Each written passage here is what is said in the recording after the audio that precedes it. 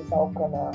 Eu sou a professora Lucas e hoje eu vou bater um papo com a gestora Lúcia Santos, do Amazonas. Olá, Lúcia, tudo bem? Seja bem-vinda. Olá, querida, é um prazer estar aqui com você, conversar. Muito bom essa troca entre educadores. Muito obrigada por ter aceito o convite. Conte a sua história. Quem é a gestora Lúcia? Eu sou Lúcia Santos, eu nasci no interior do Rio Grande do Norte, na cidade de São José de Mipibu, e já nasci sonhando em ser professora. E fui alimentando esse sonho e de 5 irmãos que não tiveram a oportunidade de estudar, porque no Nordeste é super difícil se estudar, meus irmãos não concluíram o Fundamental 1. Eu consegui concluir o ensino fundamental, o médio, e ir para a universidade. Eu sou formada em letras, língua portuguesa, com especialidade em literatura. Depois eu fiz especialização em gestão escolar e assumi direção de escola, no qual me identifico muito. Estou gestora de escola desde 94. Eu assumi a minha primeira escola como diretora escolar. Estou hoje diretora da escola Valdir Garcia. É uma escola que trabalha com a gestão democrática, participativa e colaborativa. Estou há 17 anos nesta escola como diretora. Entrei pelo processo seletivo de diretores, no qual a gente vem concorrendo a alguns prêmios. Sou educadora nota 10, 2020, a categoria. Já ganhei o prêmio Nestlé, o prêmio Itaú Social.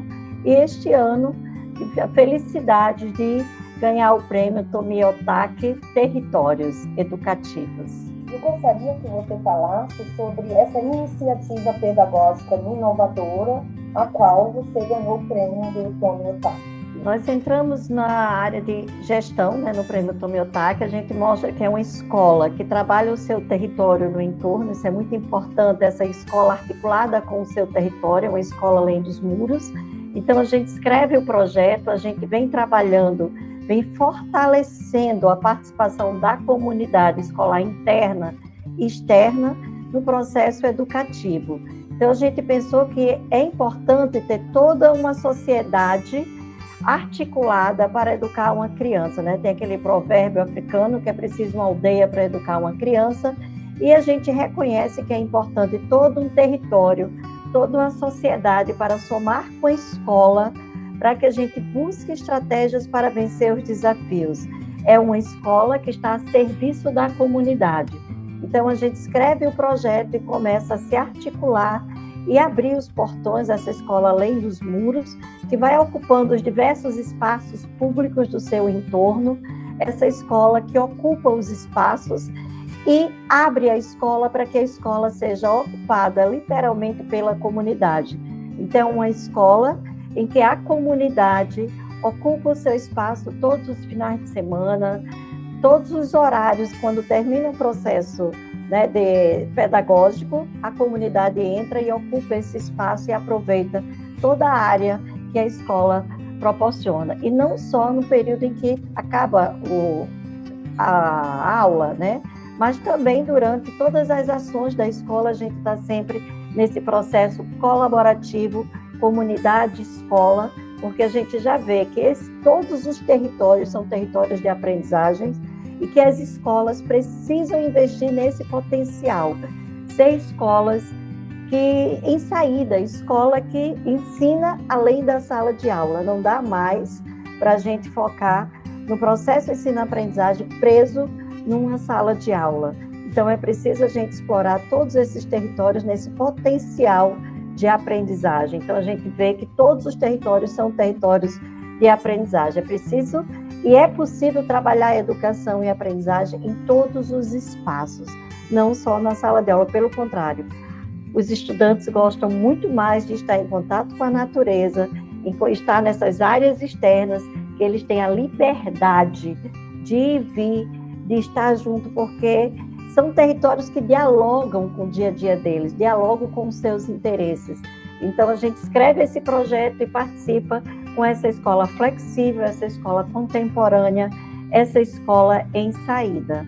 Essa escola que você é gestora, ela é numa região central ou ela é numa escola periférica? Ela está localizada numa área periférica, né? Nós estamos às margens do Igarapé, a gente sofre com as alagações. Aqui no Amazonas, a gente tem as enchentes durante 6 meses e essa escola, ela fica parte da escola alagada. As casas dos nossos estudantes são palafitas, na sua grande maioria, onde ficam alagados. E é numa área de periferia, de alta vulnerabilidade social, onde tem um tráfico intenso de drogas, em extrema pobreza, miséria mesmo. Então, uma área vermelha de alta vulnerabilidade social. O que levou você a criar esse projeto? O objetivo do nosso projeto é exatamente combater a exclusão. A gente sonha com uma escola que proporciona um ensino de qualidade, inclusive com equidade. Então, o nosso projeto é exatamente para que a gente possa acolher toda essa diversidade que a escola tem. A gente tem uma clientela, a gente tem 1/4 da matrícula hoje, são alunos migrantes e refugiados, né, de alta pobreza, de alta vulnerabilidade social. Então, a gente, quando escreve o projeto, a gente quer exatamente promover a inclusão, que eles se sintam pertencentes nesse território, que eles que tenham esse empoderamento da escola, se sintam bem, para que a gente não tenha evasão, porque a escola vem de alta índice de evasão, a gente tinha um alto índice de reprovação. Então, nós perdíamos os nossos estudantes para os sinais de trânsito. Então, a gente decidiu criar um projeto em que envolvesse a todos, trabalhar com as metodologias ativas, para a gente ter uma aprendizagem significativa e que o estudante quisesse estar na escola, que ele se sentisse parte desse processo, que ele fosse protagonista. Então, a gente cria exatamente, o objetivo geral do projeto é combater a exclusão, é envolver a todos para que eles possam aprender, é acolher para todos envolver e aprender. Como foi a aceitação do projeto com a comunidade? No início é difícil, porque a gente vem dentro de caixinhas de zonas de conforto e quebrar paradigmas, essas mudanças atitudinais, sair do diferente, do tradicional, do cotidiano, né? Essa desconstrução é muito difícil, tanto para funcionários, quanto para os estudantes, quanto para os pais, para todos, para a comunidade. Essa desconstrução, essa escola diferente, essa escola que vai estudar nas margens do Igarapé, vai para debaixo da mangueira, que vai para a praça, que ocupa todos esses espaços, as áreas externas, os espaços públicos, ela não é bem vista no início. Então, a gente enfrentou o grande desafio, é exatamente fugir dessa gestão tradicional, né, dessa metodologia tradicional, romper, fazer essa desconstrução para que a gente se aproprie das novas metodologias, da concepção de educação integral. Então, essa desconstrução é muito difícil para todos os atores educacionais.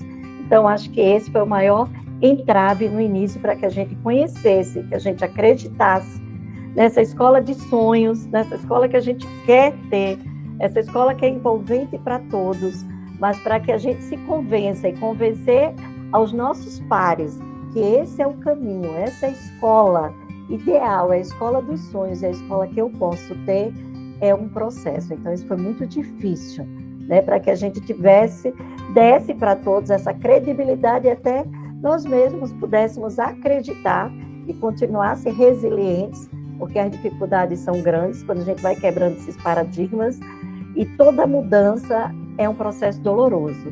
Então, viver essa mudança dentro da escola, dentro de uma gestão, envolvendo a todos os atores educacionais, é um processo e é preciso de muita resiliência e de muita sabedoria para que a gente não desista no meio de caminho. A gente acredite, se fortaleça no coletivo, que é importantíssimo a gente estar nesse coletivo, junto com a comunidade, esse engajamento, para que a gente não desista e a gente continue acreditando e mobilizando as pessoas a acreditarem nos nossos sonhos e a fazer diferente, e a se envolver. Sim, essa escola hoje, ela é integral.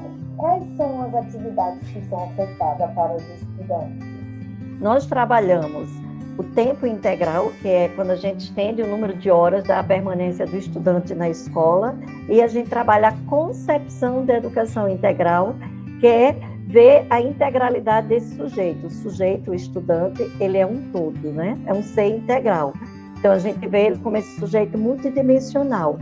na sua dimensão social, emocional, cultural, física e intelectual. E então, o que é que a gente oferece? Dentro da educação integral, a concepção da educação integral, a gente trabalha os princípios da centralidade, ele posicionado na centralidade do processo educativo, a singularidade, cada um é diferente do outro em tempo e ritmo, a contemporaneidade, a sustentabilidade e a diversidade, são os princípios da concepção da educação integral. E o tempo integral, a gente tem um currículo comum, né, de que funciona em 4 horas, e a gente tem um currículo diversificado que vem as oficinas, que eles não acontecem simplesmente no contraturno. Hoje a gente tem oficinas que acontecem de manhã, acontecem à tarde, o currículo comum manhã e tarde, porque a gente vê que os dois são muito importantes. Então, quais são as oficinas que a gente tem? Dança, teatro, filosofia, artes, língua inglesa, tecnologia, iniciação científica. Então, a gente tem essas oficinas que foram decididas, incluídas no currículo, pelos professores, pelos estudantes, porque como a gente vive essa gestão democrática, tudo isso foi pensado, é um processo, um projeto coletivo, foi pensado com todos e foi decidido neste coletivo, e aí a gente escolhe as oficinas e a gente trabalha as oficinas no decorrer da semana, exatamente manhã e tarde, junto com o currículo comum. Você falou que no início houve resistência, porque quando nós iniciamos algo novo, tudo é novo. Então, a mudança, ela causa desconforto, ela causa muitas coisas. E hoje, como está? Hoje já são 7 anos que nós estamos desenvolvendo o projeto da concepção da educação integral com o tempo integral, né, desse projeto que a gente vem se apropriando de todo o território do entorno, trabalhando a intersetorialidade, né, essa ocupação de todos os espaços, são espaços importantes para a aprendizagem das crianças, que a gente vem ressignificando os tempos e os espaços. A gente vê esses territórios como territórios educativos. Hoje a gente já vê uma tranquilidade. Por quê? Porque a comunidade, como a gente também ressignificou a formação, a gente foi buscar a pesquisa, né? Leituras, para que a gente tivesse essa formação intensa de todos os atores educacionais, para que a gente soubesse, se apropriasse desse projeto coletivo, escrevesse, né, a proposta pedagógica da escola, o PPP, com todas as ações. Hoje a gente já tem muito mais tranquilo do que no início, lógico, a gente ainda é um processo, porque uma gestão democrática é processo, não está acabado. Mas hoje a gente tem uma aceitação muito grande por parte de toda a equipe desses atores educacionais. Os pais que matriculam os filhos hoje na escola já conhecem a proposta. A grande maioria matriculam os filhos nesta escola exatamente por acreditarem nessa gestão democrática e participativa, que trabalha com práticas inovadoras. Então, quem chega, já chega conhecendo a proposta, já adere de imediato. Então, hoje nós não temos resistência, nem por parte da comunidade de entorno, nem interno, nem de pais, nem dos estudantes. É algo muito tranquilo trabalhar com essa gestão diferente, né, com práticas inovadoras. Hoje é tudo muito normal para a gente. Quem chega de fora que vê, diz, mas essa escola é muito diferente. Mas para a gente é tudo muito normal, porque são 7 anos de caminhada. Então, a gente vê com naturalidade, com tranquilidade, porque o trabalho em equipe, ele faz uma diferença muito grande. A gente trabalhar com essa cultura colaborativa, um ajudando o outro, um de mãos dadas com o outro, né? Família, comunidade, escola, né? A gente ter secretaria de educação, a gente ter várias pessoas, essa rede municipal de ensino, não só no nome, mas também numa rede colaborativa de apoio, de ajuda. Nós somos facilitadores um do outro, um segurando a mão do outro, ninguém solta a mão de ninguém, nos deixa num lugar mais confortável, mais tranquilo, porque a gente sabe que não está sozinho, a gente saiu daquele isolamento pedagógico, deixando de ser ilha, e a gente hoje tem toda uma comunidade nos apoiando, nos ajudando de mãos dadas. Fica muito mais fácil se trabalhar a educação, nessa educação compartilhada, onde todos são corresponsáveis pela aprendizagem. O professor não está sozinho, ele não é o único responsável para que as crianças aprendam. É toda uma escola, é toda uma comunidade, é toda uma sociedade. né? Todos são corresponsáveis.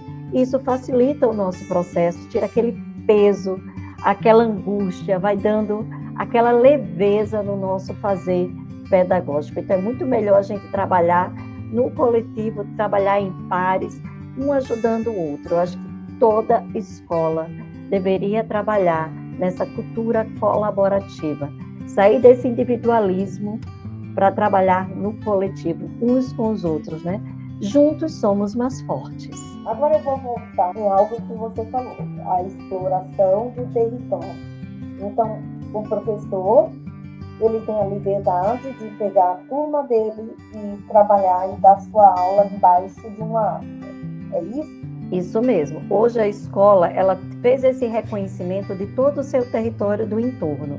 Então, a gente tem um mapeamento de tudo que a gente tem no entorno, das igrejas, de comércios, de praças, de parques, tudo que a gente tem. E a gente trabalha com 4 pilares fundamentais na escola, tanto para os pais, quanto para os funcionários, quanto para os estudantes. Que, primeiro, é criatividade. Nós estamos constantemente incentivando a criatividade de todos, estimulando o trabalho em equipe, o protagonismo, né? A gente precisa de autonomia para criar, inovar, trabalhar, né? É importantíssimo e a empatia. São 4 pilares fundamentais que nós incentivamos para que o professor, para que qualquer um deles possa criar, que possa trabalhar em equipe, ser protagonista e com muita empatia realizar o seu trabalho. Então, o professor pode trabalhar às margens do igarapé, embaixo da árvore, né, de uma mangueira, na grama, no parquinho, em quadra, em qualquer lugar. Ele pode levar seus alunos, trabalhar, dar um conteúdo, uma aula, passar o dia, passar 1 hora, 2, ele tem essa liberdade de ocupar qualquer espaço, de ir e vir, e o tempo necessário. A gente acaba com aquela história, 1 hora de português, termina o tempo, aula de matemática, de geografia. Não dá para a gente ter essa escola conteudista, fragmentada. É preciso ressignificar o tempo. Se o professor está trabalhando, por exemplo, a gente fez um projeto Árvore de Livros, onde tem os livros, as crianças estão ali sentadas embaixo, tem um piquenique de leituras. Eles estão ali deleitando com livros, leituras interessantes. Por que acabou o tempo, tem que voltar? Não, a gente precisa dessa liberdade, né, de pensar, de trabalhar, para que as crianças aproveitem mais, os professores, e a gente vê que os resultados são muito melhores quando o professor, com os estudantes, com os pais, tem essa liberdade de escolher o espaço que é melhor, que se adequa ao seu conteúdo, ao seu currículo, ao seu programa, né? E vai incluindo isso no planejamento e vai ocupando esses territórios. A criança assiste uma aula deitada, sentada no chão, isso é muito gostoso, essa liberdade de aprender e de ensinar. Eu acho que há uma interação muito grande, isso é muito produtivo. A gente estudar a céu aberto, né? Transformar a horta num laboratório vivo. As crianças aprendem muito mais do que sentados em carteiras, enfileiradas, um de costa para o outro, trancado numa sala de aula que até sufoca, né? Então, ocupar esses espaços, ter uma aula, poder falar, poder perguntar, poder gritar, poder cantar, poder pular, poder correr, esse serviço é muito importante no currículo, essa escola flexível. Eu acho que falta muito nas demais escolas, é flexibilidade, né? Esse currículo que dialogue com os interesses dos estudantes, que ele possa participar, que ele possa opinar, o que é que ele quer estudar, porque a gente chega de ter uma grade curricular pronta, que vem de cima para baixo e a gente só tem que executar. Somos meros executores daquilo ali que vem pronto de uma secretaria de educação, que muitas vezes não conhece o chão da escola, que está totalmente dissociado da realidade da comunidade, do contexto, não é integrado nem integrador. Então, a gente trabalhar com esse currículo integrado e integrador, que dialoga, conectado com o seu território, com flexibilidade, os resultados são maravilhosos por parte do estudante, por parte do professor, da comunidade, de pais. Todos se envolvem, todos são felizes e todos aprendem. E com isso a gente mostra os resultados da Valdir Garcia hoje, O último SAEB nosso foi 8,1. Então, para você ver que essa escola flexível, essa escola com esse currículo, tem bons resultados. Então, não dá para a gente fazer educação como a gente vem reproduzindo. A gente tem escolas do século XIX, os funcionários do século XX e os estudantes do século XXI. Não dá mais. Essa escola precisa ser uma escola contemporânea, né? Essa escola aberta, essa escola de ir e vir, de sair. Então, isso aqui é uma escola que todos amam, se apaixonam, se envolvem e que todos aprendem. Muito interessante essa proposta da escola que vocês escolheram. Maravilhosa. Toda criança e toda adolescente ia adorar estudar na escola assim, porque a nossa escola mesmo, tradicional, eu falo, é tradicional, né? Aquela aula que deu os 45 minutos, 50 minutos, o professor pode estar fazendo uma avaliação, uma atividade interessante, ele tem que parar, porque deu horário, ele tem que sair daquela aula para entrar outro professor.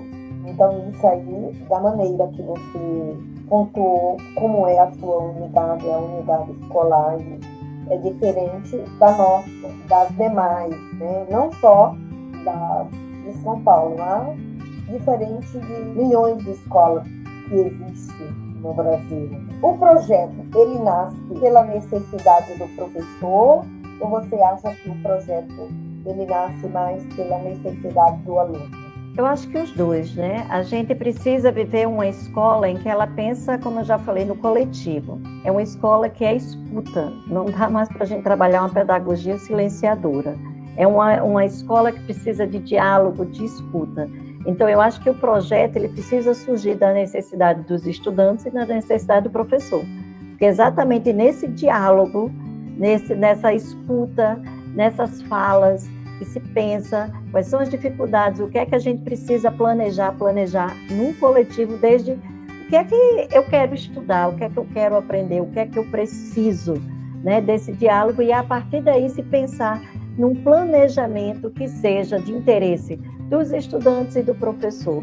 Então, acho que ele parte da necessidade dos dois, e que deve ser construído coletivamente. E não dá para o professor pensar no projeto para o estudante executar. Em hipótese alguma, não vai ser um projeto de sucesso. Eu acho que esse projeto, ao ser construído, tem que ser construído no coletivo, para que todos se envolvam, se sintam pertencentes a esse processo, que ele conheça, ele se sinta parte do projeto, né, para que ele se envolva no projeto. Então, eu acho que é de ambas as partes. Qual o papel da tecnologia na educação? A tecnologia hoje, a gente não tem como abrir mão mais das novas tecnologias na sala de aula. A Valdir Garcia já vinha desde 2015 trabalhando com práticas inovadoras. Vem a pandemia, e aí a gente percebeu que faltava para a gente as novas metodologias para a escola. Então a gente foi aprendendo, que a pandemia nos obrigou a ensinar, que nós precisávamos, né, porque nós funcionários, nós éramos, pelo menos a nossa realidade, muitas dificuldades e analfabetos digitais. Quando a gente tem os estudantes, que eu digo que é isso, exatamente essa falta de diálogo, né, de gerações, os estudantes, eles praticamente já nascem totalmente com mestrado, doutorado nas tecnologias, nas novas tecnologias, né? Então, nessa era totalmente conectados, e a gente precisou aprender, inclusive eles nos ensinando. A gente precisou ver que as tecnologias é uma ferramenta fundamental para envolver os estudantes, para melhorar a aprendizagem, para melhorar a interação, a comunicação, para envolvê-los mais. Então, a gente não tem mais, no século XXI, como abrir mão das novas tecnologias na escola. As crianças precisam estar envolvidas com robótica, estar envolvidas com roteiros de estudo digitais, com avaliações digitais, com Google Classroom, com Meet, com N, porque também aí tem uma diferença, porque os estudantes, eles estão nessa área digital, mas muito para o lazer, para os jogos, para as redes sociais. Faltava eles verem que ele poderia trazer tudo isso para a aprendizagem. Aí a gente começa conversando e a construindo isso aí. É trazer a internet, a tecnologia para pesquisa, para aprendizagem, né? A trazer como hábito, mostrar que tem muita coisa dentro da internet, dentro da tecnologia, para facilitar a aprendizagem. E tem muito o que aprender. Então, a criança não conhecia o Word, não conhecia Excel, não conhecia muita coisa que ele pode usar a favor da sua aprendizagem. Principalmente a pesquisa. Ele descobre o mundo. Tudo se tem. Então, é importante que ele aprenda a usar as tecnologias para estudar, né, para favorecer a sua aprendizagem. Como a gente posiciona o estudante na centralidade do processo educativo, que ele seja esse protagonista, mas trazendo, né, essa tecnologia, todos esses recursos a favor da aprendizagem. E não só para diversão, para o lazer. Então, isso foi uma aprendizagem para eles e para a gente. O que deveria mudar na educação? Eu acho que é urgente na educação mudar primeiro. É preciso que a gente tenha gestão democrática e participativa em todos os ambientes escolares, né? Segundo, é preciso ter uma escola humanizada, humana, né, e humanizada. É preciso que esse espaço seja espaço de acolhimento, todos sejam bem-vindos, se sintam parte. Essa escola que quebra os muros invisíveis, para que todo o seu território, toda a sua comunidade sinta parte dessa escola. Então, é importante a gente ter essa escola contemporânea, essa escola flexível, essa escola que ama, essa escola que coloca na centralidade do processo educativo as pessoas.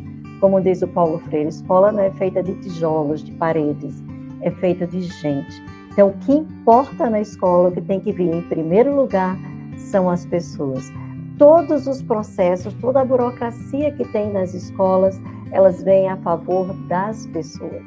Então, eu não posso inverter, eu não posso transformar essa burocracia, essa padronização que se corre tanto nas escolas a favor dela contra as pessoas. Então, é preciso colocar essas pessoas na centralidade desse processo, amar muito, flexibilidade e essa pedagogia do cuidado. Então, essa escola humana que nós queremos, porque essa escola humana promove o quê? Uma educação inclusiva, com equidade e um ensino de qualidade.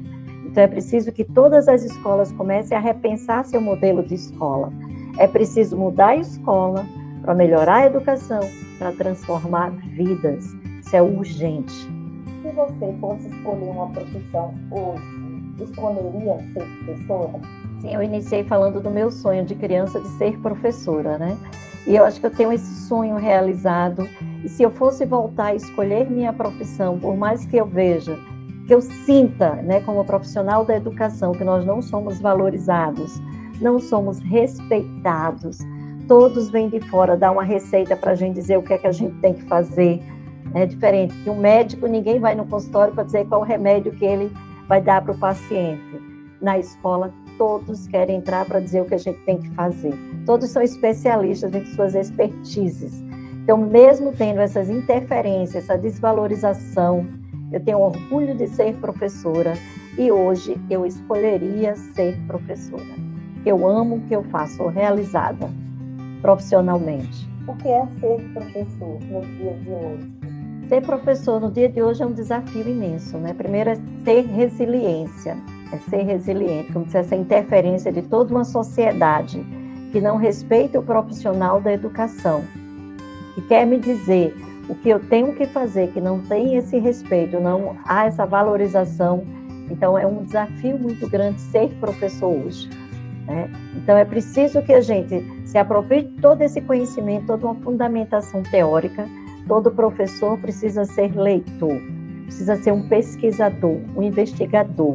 Porque quando a gente tem essa fundamentação teórica, a gente consegue calar muitos que chegam dizendo o que a gente tem que fazer. A gente mostra que a gente precisa ser respeitado como profissional da educação. Então, ser professor é ser leitor, pesquisador, é ter consciência do seu papel na sociedade. Porque a gente precisa ver essa escola não só como um papel instrucional, mas também como um papel social.